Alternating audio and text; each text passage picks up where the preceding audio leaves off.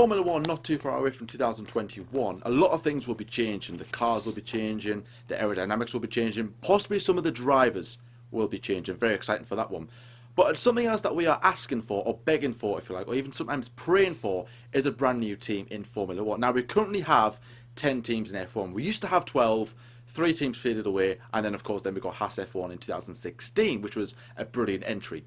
But fans are asking for more. We want the old days of 24 drivers, don't we, of on the grid, possibly more, just to make F1 more competitive, to make F1 more exciting, and also as well just to give more drivers an opportunity to a better opportunity to be in Formula 1. Because 9 times out of 10, a driver will come along, you know, once in a lifetime of a driver, you know, good talent, won loads of championships. And you might not make it to Formula 1. Now, F1 isn't like the be-all and end-all of motor racing. There are other categories you can go on to and become a great success. For example, look at Jean-Eric Vergne. I mean, he didn't make it in F1, but now he's over in Formula E, absolutely killing it. So obviously there is other options, but the main goal, really, when you start out, to some people anyway, is to be in Formula 1.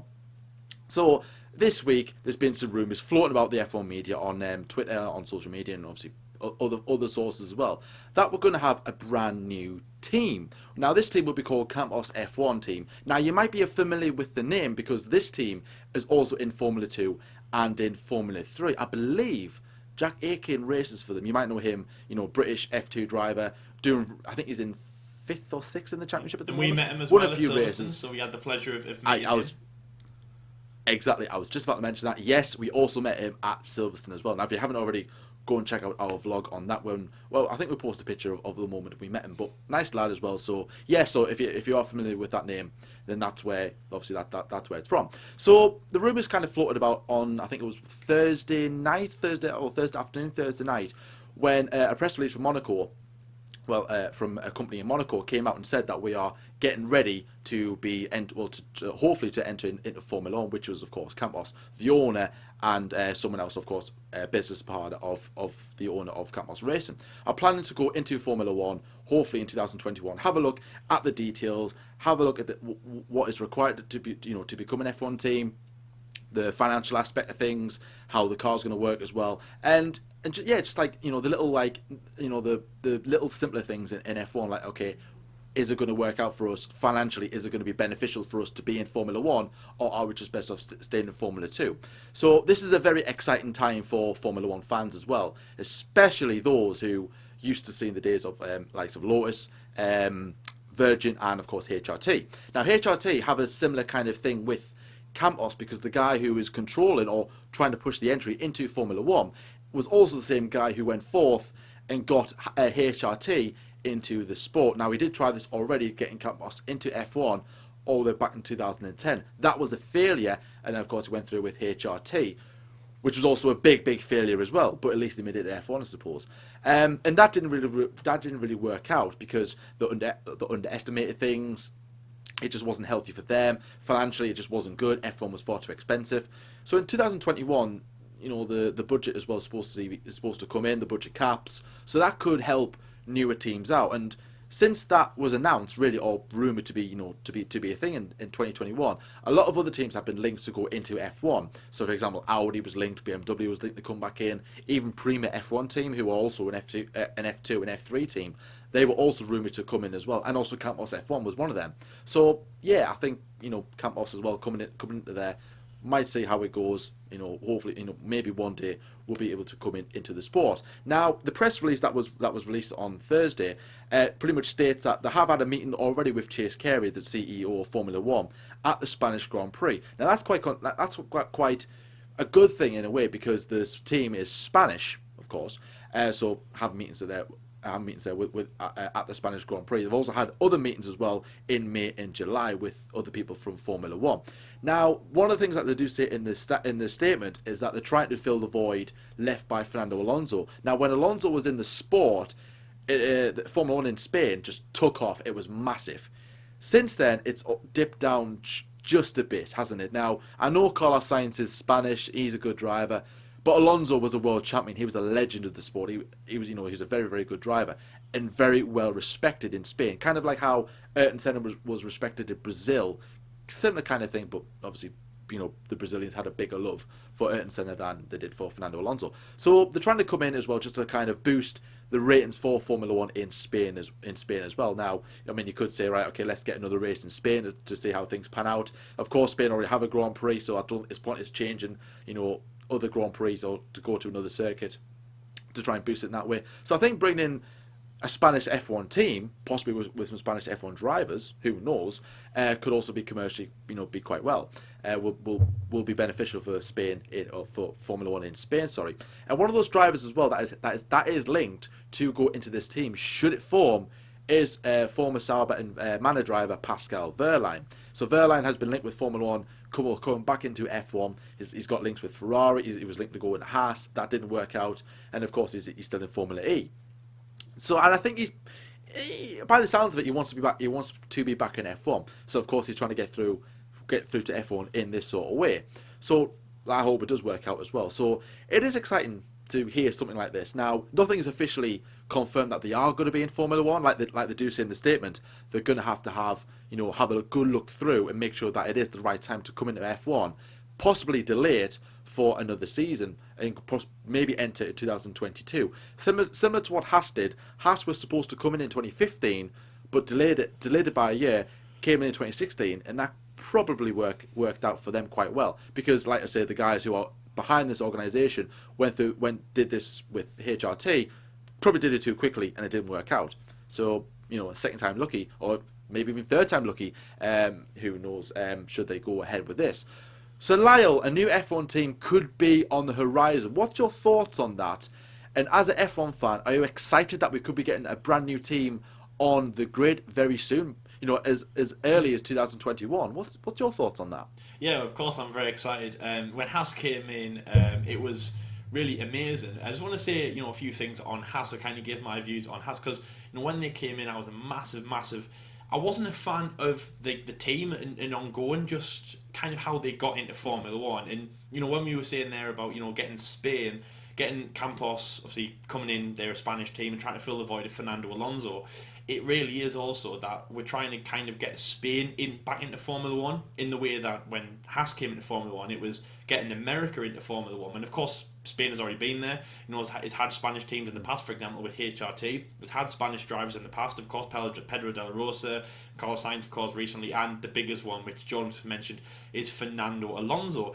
Also on the topic of that, make sure to go and check out yesterday's episode, which is Drivers Decode episode 3 on Fernando Alonso. So, I mean, Jordan, the stars did really align for that, didn't it? So, exactly. Yeah, Campos will be great. We've already seen them in Formula 2 as well, so, we know that they're a team to, be, talk the talk as well.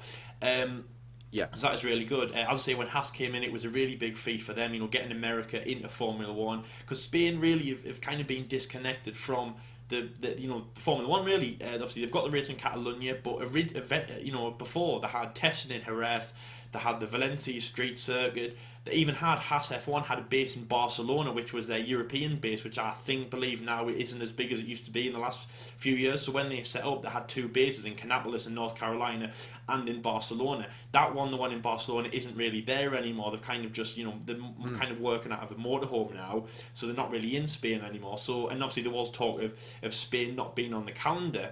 So with that, Spain's not really part of Formula One anymore. It was kind of drifting away. This brings more light into Spain. It hopefully will get Spain back to Formula One, and not just to Catalonia, at other places as well. And as it'll be another team. Also for Jack Aiken as well, obviously fantastic guy that we met as well. So it'd be great for him. But I do think it's absolutely fantastic. But that being said, though, a lot of teams have pledged to come back into Formula One. As John just said, Audi, and obviously the biggest one for me is Aston Martin with the Red Bull. They will be with the Red Bull, but originally it was talked of them just coming in as another manufacturer. It's expensive stuff, and it doesn't always pay off. If you are a fan of Beyond the Grid, Gunter Steiner, who is honestly one of the best characters in Formula One, he does an episode where he talks about Gene Haas and trying to get into Formula One and basically how they started off in America. Haas are, I think they do like tools and things like that, and mechanics and things like that in America, big brand apparently, but obviously I never really heard of them before that. So how they got into Formula One is a great story. So really go and check that out if you haven't, of course, already. So when they came in, it was an absolutely amazing story, and hopefully this is again. But I just hope that it does pay off. One last thing as well, obviously, if they do come in, much like we've just said there, you know what I mean? So Red Bull, for example, they have a Formula 3 team, Prima, Formula 2 and Formula 3, Campos, Formula 2 and Formula 3. These feeder teams will be fantastic. So if you join the Campos Junior program in Formula 3, you'll go from Formula 3. If you do a good race in Formula 3, you'll go to Formula 2. If you do a good year in Formula 2, you'll go to Formula 1. And that actually could be quite a good way in, because you've got the Red Bull Junior program, you've got the Ferrari Junior program, which you have to go through Prima in Formula 2 and then go to Ferrari, or Ferrari engine-esque, like for example Charles Leclerc. But if Campos have a Formula 1 team, that means they can go from Formula 3 to Formula 2 to Formula 1. And hopefully then we see people like obviously our own Jack Aiken get into Formula 1. But instead of looking for another team, he just upgrades from Campos F2 to Campos F1. So if they get in, I think it'd be incredible. It really, really would be. And 2021 looks like the change for a lot of things in F1. Obviously, as John said, the budget comes in, the cars change, the engine regulations change. A lot of the drivers obviously will be changing their contracts. So it could be a massive year for everything. And this just adds another kind of amazing thing into Formula 1 for that year, Jordan. Yeah, I think it's also brought out a lot of excitement in other F1 fans as well when this news came out. Like, I haven't really seen any negativity around it, apart from like, oh right, it didn't work out the first time for him, so how is it going to happen again? But of course, like I said before, there's new regulations coming in as well, like the budget cap as well, that could help them. And also as well, that this could be a good thing as well if it does work out, because they could be like a guinea pig team where if they come in and it does work out, and they are relatively competitive in the first couple of years of F1, they're financially stable, they've got two good drivers, they've got a good team around them, and financially it's brilliant. Then other teams could follow suit, like for example, Prima, like I said before, even like car manufacturers coming in F1. So, but also at the same time, they could fall flat on their arse, and then that's it, game over, and that could be really bad for Formula 1. So it's either make or break, really, this deal, should it go through, because like I said, it's not official. Like, they haven't said we are coming in F1, it's we might be coming in F1. We've just got a few kind of like an outline plan. We've got a blueprint as to what the project is going to be, but of course nothing has been said just yet. So in terms of like engine deals and everything, because obviously they need an engine to power themselves. By the way, some of these mentioned tweets are from the guys at F1 Feeder Series 1, who obviously look at younger, the younger categories as well in Formula 2, Formula 3, and karting, and then of course other forms of motorsport. I've seen these tweets, I got them from him, so of course I don't. No credit from us from getting these. So apparently they are talking to Honda and Renault for an engine deal. Now again with the links for Jack Aiken with Campos, he's part of the Renault driver program. Now this probably has come like a bit of a silver lining for Renault, because this week, which something else we'll mention in the episode, which I can't wait to talk about, is that McLaren have now ditched Renault to go to Mercedes for 2021, meaning, well, if Renault stay in the sport, that is, there are rumours that they might leave, but if they stay in the sport, then therefore they'll be the only team, or the only car with a Renault engine in the back of it. So therefore no one else is going to have a Renault engine, and they don't really have a B team. So a lot of people are saying that this could be Renault's B team if they do want to push up and progress into the sport, go further up, and like have another B team, which might not go down well with a couple of F1 fans, because a lot of people are kind of against the whole B team thing. So there's that. But like I said here, they might go with Honda. Ben Wood would also be the aerodynamic manager. Now this is probably one of the coolest names, quite literally the coolest name I've ever seen in any type of name. Right, this one. The technical manager would be Peter McCool. How cool is that? Wow. That is cool. That's Peter McCool is cool. He's had that is cool, isn't it? Oh my word. That is so. When I seen that, I was like, we had a guy on the last episode, it was about 2 years ago or something. He was the new Sauber guy, and he was called Pascal Pitti, and we had a field day with his name, very much like that. I still haven't finished off. Yeah, I think it was like Pascal Pitti. I don't even know. Do you even know Pitti, who he is? Where he is? Pascal. I can't remember. I don't know actually. But Pascal, if you're watching this, we need to look that one up. Yeah, comment underneath. That is, I don't like to offend anyone with the name or anything, but like that is That is a cool name. That's a cool name. Well, Peter, I'd say it's the no name's, offense. the name's McCool. The name's McCool. McCool. Peter McCool. How cool is that? That is mint. And Alberto Altoni will be the media manager as well. Just to end on that. That's still a cool and also, name as well. If you're not called McCool, that's still a cool not, name. Antonio. No, yeah, that's a cool was name. Cool. But Peter McCool, legend name. I think we should change our names, our stage names, to Jordan and Lyle McCool. You said George. We actually should. Jordan and Lyle McCool. I think we should. No, I kind of fancy Picky. I want to go with Picky now, but McCool. I mean, you can't Okay, be cooler than Lyle that. Picky and Jordan McCool. You can you? And also the last point that they do mention as well. Of course, what we said before is entering depends on the 2021 rules and budget ceiling. Now, of course, it's always risky to come into Formula One and survive, isn't it? Now, Haas did. Obviously, I know we are talking a lot about Haas, but they are the newest F1 team, and they are kind of the more recent team to really succeed in Formula One, to like kind of stay afloat, score points, and be competitive. Now, they did things a bit differently to what normal other people do.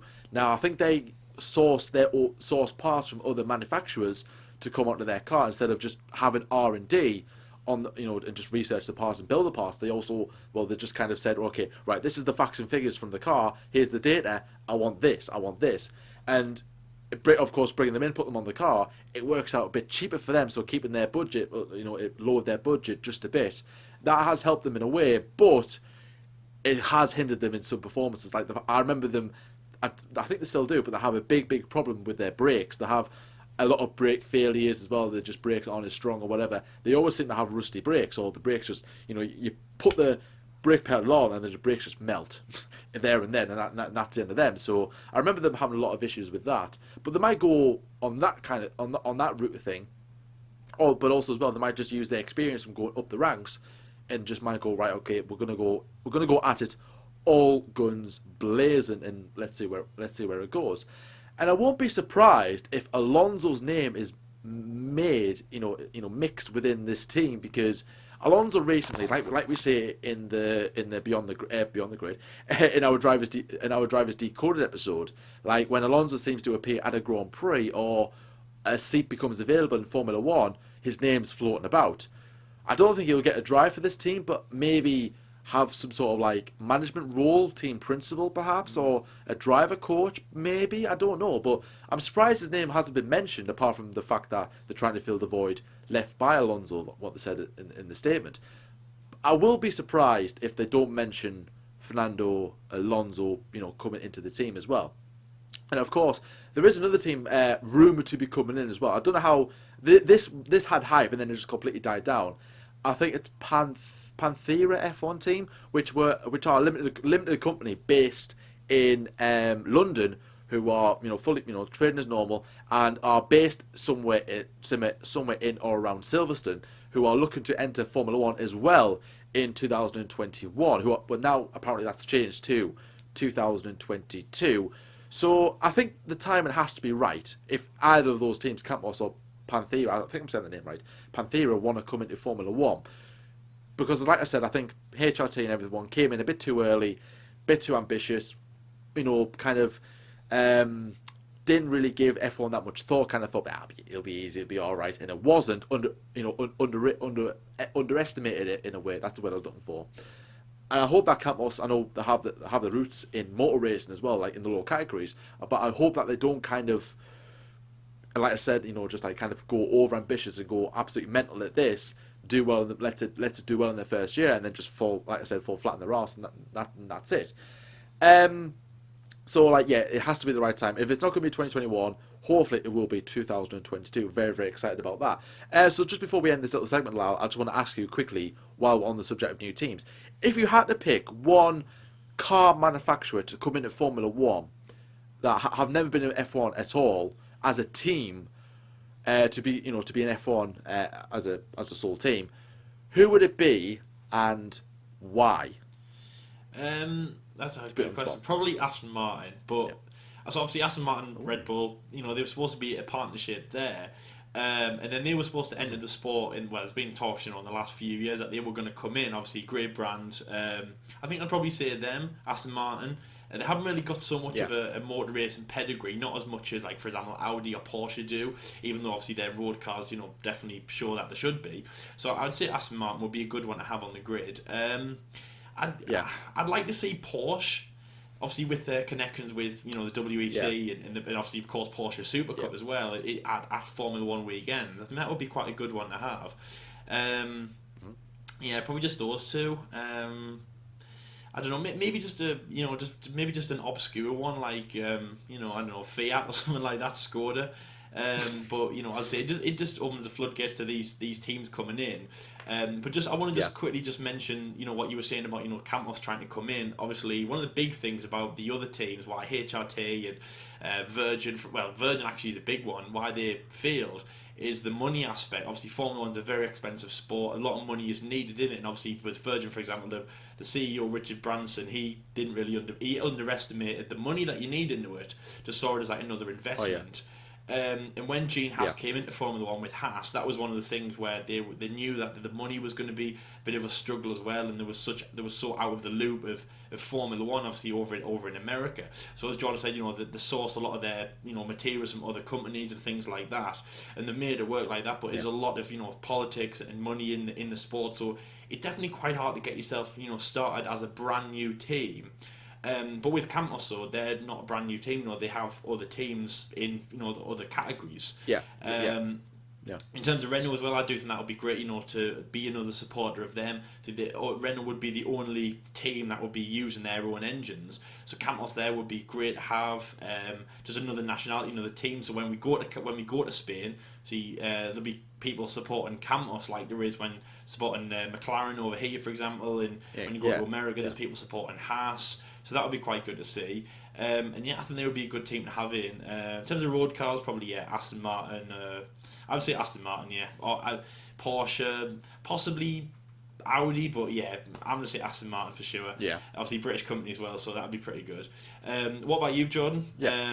Obviously McLaren, you're a fan of McLaren, obviously they're road cars. Mercedes are already there, so I can't really guess who you'd say. Ford maybe? I don't know. Ford.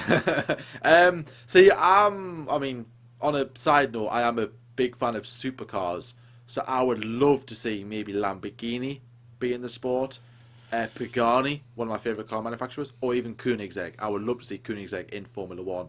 Probably one of those three I would love to see come into the sport, maybe even as an engine supplier, or even as a full team as well. I think a full team would be much better. Like, I would have my love for McLaren, but I would certainly maybe move towards Koenigsegg or even Pagani. Bugatti, perhaps. Bugatti might, you know, I think their name is floated about in at some point, but I'm not really.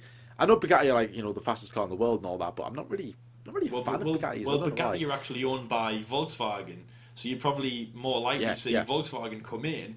And maybe that would be like a spin-off of them, like Volkswagen F1, and we're going to use, you know, we're going to be Pagani or something like that. But yeah, that would be pretty good to see that. It's just this kind of I think this opportunity for other teams to come into Formula One. But you know, just quickly, it was a few years ago when it was kind of like when Porsche were going to enter Formula One. And we even made a video about it, and it was just the money aspect. It was mainly under Bernie Ecclestone. And there was just no chance of any teams coming into Formula One, and we were basically stuck with the 10 that we had. And Haas, to be honest, were kind of like a bit of a diamond in the rough, and they just kind of got in at the last minute, you know. Quite strange, you know, they just ran under the door as it was closing. But now it's kind of opened a bit more, you know, the floodgate of, you know, Formula One will change in 2021. It's got massive changes, and one of the changes might be that it's easier for other teams, either brand new teams or, you know, brand new manufacturers that are already, you know, involved in motorsport can get into Formula One. So it should be exciting to see what can come in. But I think Campos Racing has definitely I think they've got a good home to be in Formula One. I think out of all the others that have kind of flown around, all the different names and stuff like that, I think they're the one that would make the most sense to be in. Mainly just because of their connections in Formula 2. And even things like in Formula 2, you know, when the weekend's on, they can like share the garage with them, and so you share the drivers, share the engine, share the team, and it could work. It could be a really good team, this. I'm really excited to see what they can do in the next 2 years. Can't wait for that anyway. So hopefully that they will get their entry into the sport. Hopefully very, very soon. Again, it was just rumours at the time. But, maybe when this video goes out, there might be even more news about it. So obviously let us know your opinion. Well, let us know what team you would like to see in the sport. Let's say in 2021, even further, your own dream team in Formula One. What car manufacturer would you have? And also, what two drivers would you have in your team? So obviously, yes, comment below, leaving us your thoughts, and we'll probably respond to them. Probably in a good way, I would say. Right, now time for the news. I've been so excited to actually talk about, because if you don't know, if you are new to the channel and you're not aware as to what we're like and who we are, I'm a McLaren fan. I've been a McLaren fan since the days of Lewis Hamilton, and really when Hamilton departed McLaren, I kind of stuck with McLaren rather than going with going off the road with Lewis Hamilton. I've kind of stuck with my boys. Been through the tough times, let's say, in the days of Honda, and of course maybe the first season with Renault. But last week, big news was announced. I would say quite surprised. I was very surprised to hear this, that McLaren and Mercedes are going to reunite once again for the 2021 season. Wow, music to my ears. I heard rumours when McLaren and Honda were going to divorce halfway through 2017. There was rumours that Mercedes was going to come in as like a rescue kind of deal. They strongly denied this, and then of course McLaren went to Renault. And when they did that, they signed a 3-year deal, of course, expiring next season. Therefore, in 2021, McLaren had to really consider where do we go? We need a long-term thing, because McLaren has been on like an overhaul in terms of staff, in terms of drivers, and the hierarchy as well. So therefore, the car and the engine and stuff have to be long-term as well. So really, the only option that they wanted to go for was of course Mercedes ending their 3-year, well, going to be 3-year deal with Renault. I heard these rumours, and I'm like, the strong rumours, but I'm not gonna get carried away just yet. Then, of course, the following day, on the Saturday, which was very annoying because we had just recorded and did our episode there and then, so we didn't have time to talk. We didn't have time to talk about it. It was announced, and I'm like, oh wow, it was just brilliant, absolutely brilliant to hear. So the contract is a 4-year deal, so of course it'll run from the 2021 season and it'll expire in 2024, given a good few years to hopefully get McLaren up to where they wanted to be. Now, Zach Brown, of course, saying that this is like a big thing for McLaren, getting Mercedes back in. It was a deal that they wanted. Andre Seidel as well, the brand new team principal, he was the key man behind this deal, and he wanted Mercedes in. And of course, he's got connections to Mercedes himself, which of course helped. So really going back to Mercedes for McLaren, it was like a no-brainer. Now, no disrespect to Renault, but once upon a time, Renault engines were the ones to have. They were the best engines they could have. They were quick, reliable, and you wanted to have a Renault engine in the back of your car. But since the V6s came in, you wanted a Mercedes engine. And of course, Mercedes have a really strong engine. They have a really, really reliable engine. Renault, it's not a race-winning engine. Let's be honest with you. I know that they won races with Red Bull, but Mercedes and Ferrari have won a handful more. Mercedes have, of course, dominated the hybrid era. Renault have won some races, like I said, with Red Bull. Not so much with the feeder teams. For example, Renault themselves, even McLaren when they came in. McLaren need more if they want to move forward. Really, you've got to think about it. That's what I'm saying. Not to be disrespectful to Renault, but you need something better. And of course, you've got the Mercedes engine. So Lyle, back in the good old days when we were in Formula One, coming into Formula One, liking the sport, McLaren Mercedes was such an iconic brand, wasn't it? They've been together since 1995. They cut ties in 2014 for McLaren to go back to Renault. To go back to Honda, and then of course that was cut short in 3 years. What's your kind of initial thoughts on this when you first heard the news? Were you like, oh, this is brilliant for McLaren, or are you like, I'm not too sure if this could be a good idea or not? What's your thoughts? Well, yeah. Obviously, when we were getting into Formula One, it was all about Mercedes, McLaren, or McLaren Mercedes. Even. Yeah. Really good team. Then they went to Honda, which again ties in with when we were talking about Fernando Alonso in the Drivers Decode episode. Obviously, again, came out yesterday. Make sure to go and check it out if you haven't already. Where we talked about, they were going back to their partnership and that didn't work out. They've gone to Renault just so. But I just wanted to say though about, in terms of what I expected to change, I actually don't believe that engines or engine supplies can actually make that much of a difference in the team. What I mean is Mercedes just dominate the V6 era, as John said, but only Mercedes have done that.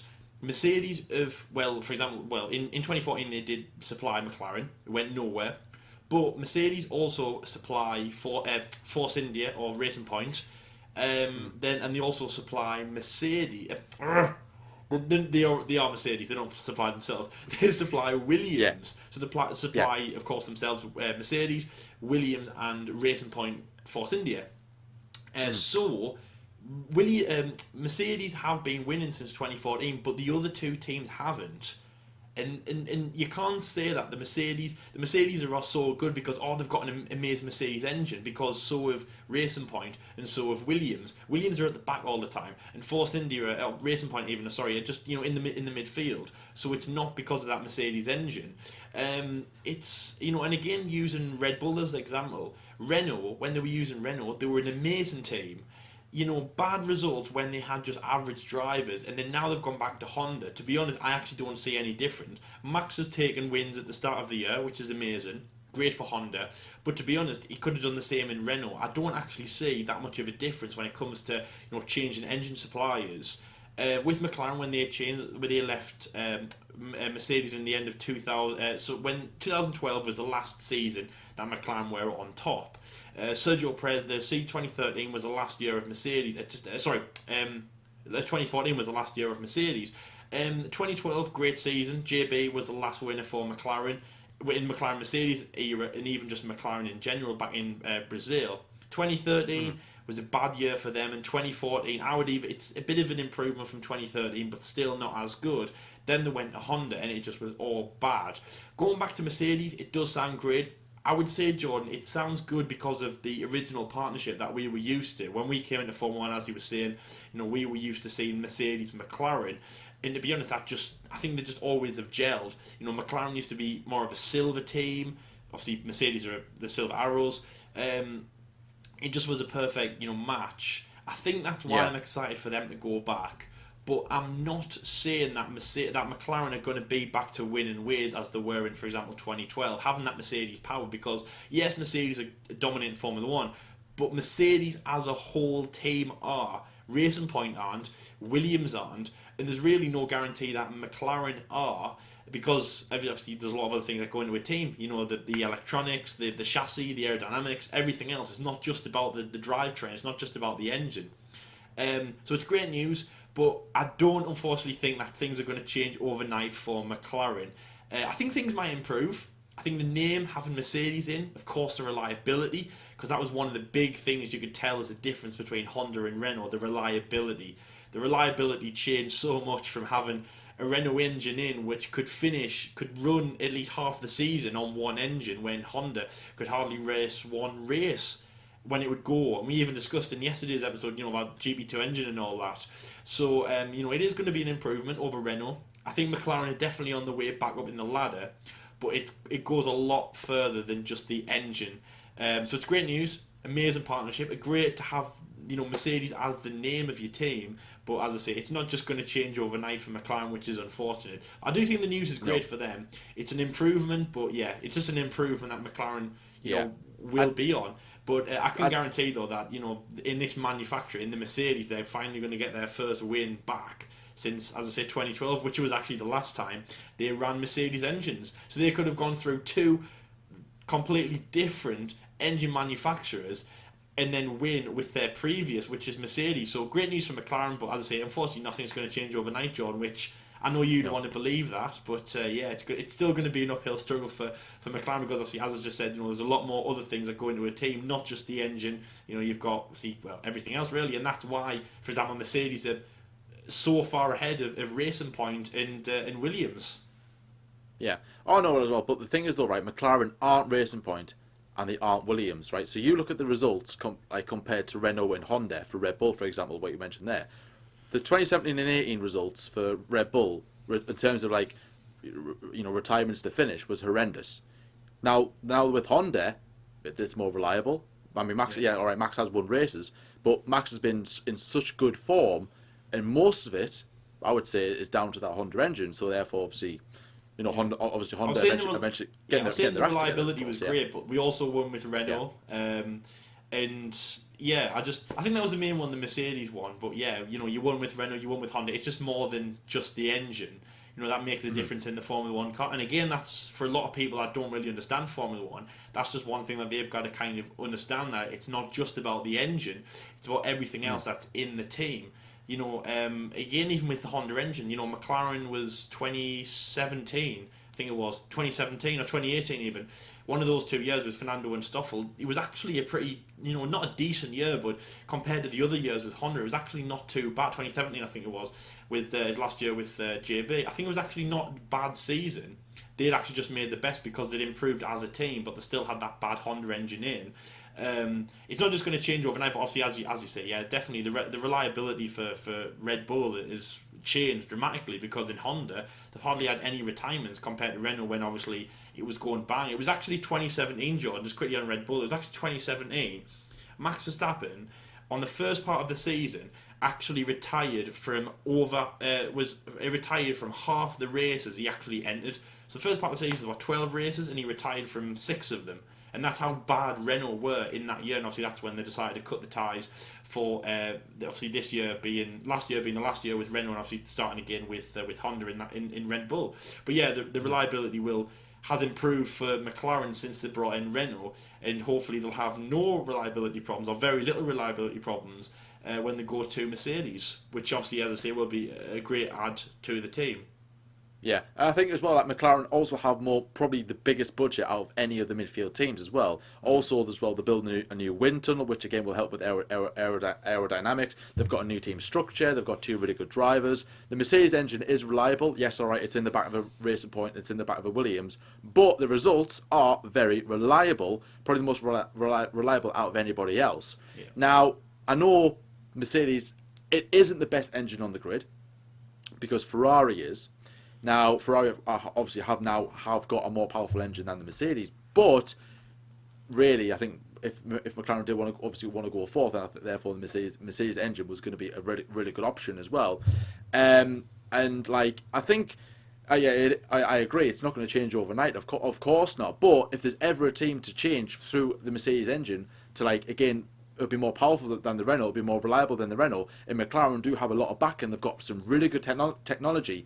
Then McLaren will be that team to push forward, and I think this will definitely help them in the future if they do stay on that level. Because like I think Racing Point will be there or thereabouts, because like they're bringing in some really good upgrades. They've got a lot of money behind them, and again that Mercedes engine will help them along the way. Because if they have a Renault, or let's say a Honda engine or someone else, it might not be as effective, because they might have a good chassis but a really poor engine, kind of like what McLaren did. McLaren probably had one of the best chassis in 2017. The car was just awful. I mean, the power-wise, it was just awful. So if they had like a Renault engine in the back of that car, or even a Mercedes car, a Mercedes powered in the back of that car, it could have been a lot better.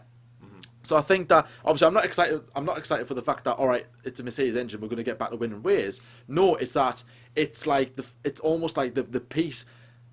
Like the final piece is almost being laid to repair McLaren, because it's been through a turmoil few years. Like going to Honda was just like awful. They broke up that relationship to go to Renault. Let's be fair, the Renault deal happened so late in the season that McLaren didn't have time to kind of build their chassis with the engine to cooperate. The results went off quite well, but then they dipped off in form a lot throughout the season, and that was down to obviously the lack of R&D and stuff. The lack of the people who were there at the time. Got rid of a lot of people, brought in some new drivers, a new team principal, a new management structure in the background. Now look at where they are. Yes, McLaren are on the way back. Why aren't they knocking at the door to go into the top 3? Well, it's obviously, like I said, it's down to the more development on the chassis as well, a better engine out. Like I said before, about obviously going to Mercedes. And like I think the progress that McLaren are making, it's exciting. And a lot of F1 fans are like looking forward to seeing McLaren, hopefully, fingers crossed, backed at the front of the grid because that's where McLaren want to be. So I've got a Like question for you, it didn't Jordan. work I've with got a Honda. question for you quickly. You were saying about Mercedes Mercedes McLaren being back. See, Mercedes were powering McLaren. You saw that, but they also being powered by Honda and a great partnership with them. So cast your mind back to the end of 2014. You had just signed Fernando Alonso. You'd also just signed Honda as a deal, and again, you'd probably, or I'd think you'd probably be saying the same things as you are right now, which is we're going to be back to winning ways. So, do you think that that might be a bit of a curse? For example, saying that Mercedes are going to be, Mercedes are going to be the ones to pull you out of the weeds, a bit like how Honda did. I know at this point it wasn't really like that because they hadn't just come out of a bad look. They hadn't just had a terrible few seasons. They had a bad 2 seasons since, obviously, as I said, the last winning year was 2012. But Honda did come to kind of rescue McLaren and pull them back to the greatness. So do you think that it's probably about the same? Everyone's hyping Mercedes McLaren up, a bit like how everyone hyped up McLaren Honda, and obviously you know how bad that went. So do you think it's going to go as bad as that, or do you think people need to stop hyping it because that might happen again, or what do you think? Do you think it might be the same kind of end result as Honda? Because literally, honestly, you can talk about how bad Honda are right now, but before Australia 2015, every single person, including that guy on that other screen, thought Honda were going to be the saviours to McLaren, and boy were they wrong. So do you think that it's going to be the same, or do you actually have faith that Mercedes are going to be the ones to save McLaren and pull them in the right direction? Well, I don't think for 1 second Mercedes will do what Honda did in terms of reliability. That's not happening at all because Mercedes understand how the V6 engine works. Of course, it's one of the most it is the most successful V6 engine there is out there in competitive sport. It's unreal how good that engine is. So of course, I know I get what you're saying. Again, it's hype, but this I would say this is probably bigger hype because it is Mercedes. If it was someone else coming in, for example, let's say. Off the top of my head, let's say Ford's coming back into the sport. McLaren was going to be powered by Ford or Peugeot, for example, like what they used to. I wouldn't be as excited. I would have been like, I've seen this before with Honda. Then look what happens. So I'm not gonna jump the gun just yet. But with Mercedes, yes, I am excited as well. For that. But at the same time, one thing that is probably keeping my feet firmly on the ground is that the way that McLaren and Mercedes ended their relationship, because in 2010, 11 and 12 was probably really good years for McLaren. They were at the front of the grid. They were doing really, really well. And then 13 and 14, they fell off the pace massively, which was like, why? How can you go from being so good and competitive one year in 2012, for example, and then 2013 they were like best of the rest in some sort of way. They didn't make the podium. The car was just awful.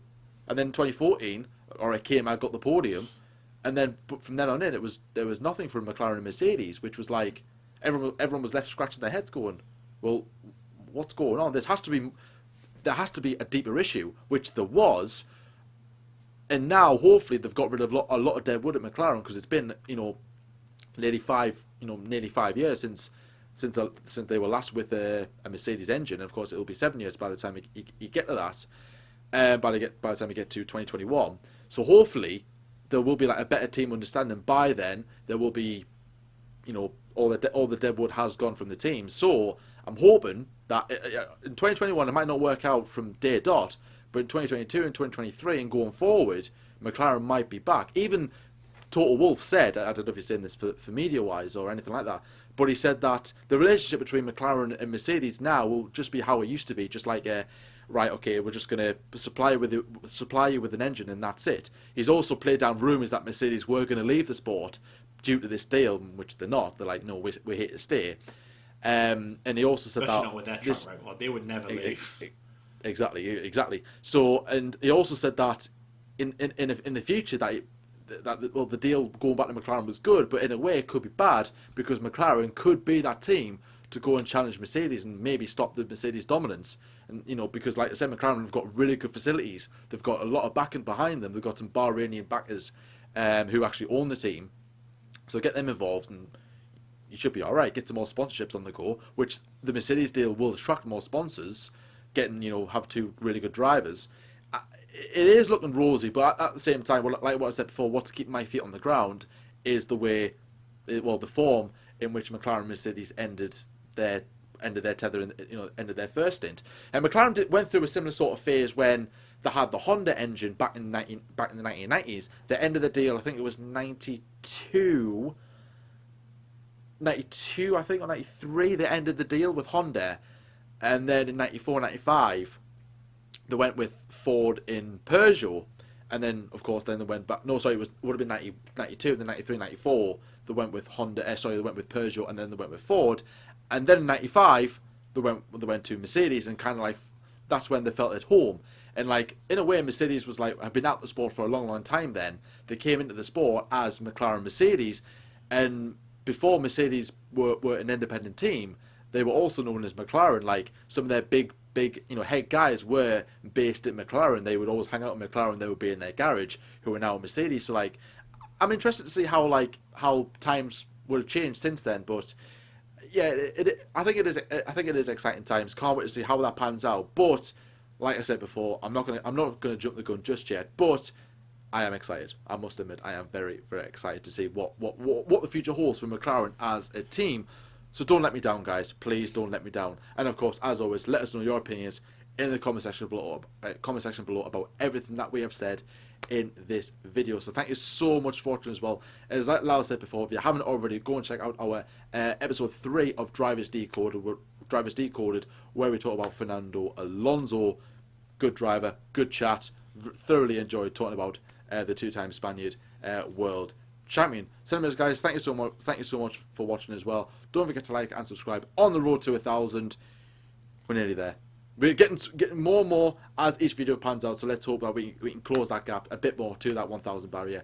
Fingers crossed anyways, guys. So as always, thank you so much for watching, and until next time, we'll see you later. Yeah, nearly there, guys. We'll see you later.